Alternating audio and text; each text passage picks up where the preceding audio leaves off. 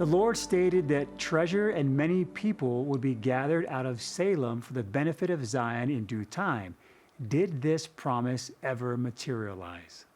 Yeah, it's actually a really interesting story because if you just look at what happens here in 1836, it seems to be kind of a dead end.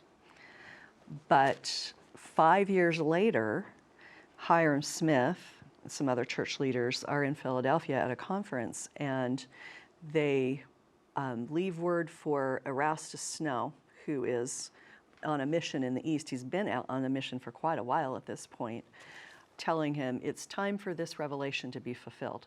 And Snow gets word of this, and he's actually had promptings to go to Salem, Massachusetts, but he also just really wants to go back to Nauvoo.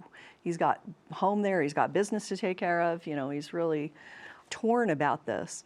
And so, following biblical precedent, as the early saints were wont to do, he casts lots twice, and both times he draws Salem. And so he finally decides, I better go to Salem.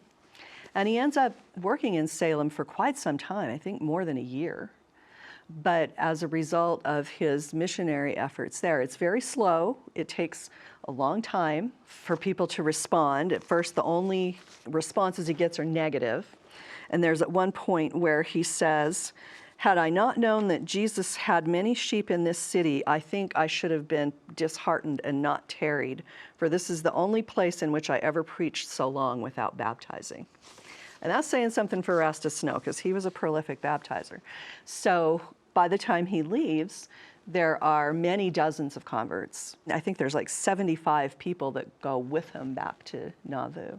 And many of those converts become faithful Latter-day Saints for generations. So yes, the revelation is fulfilled, but not when or exactly how might have been expected.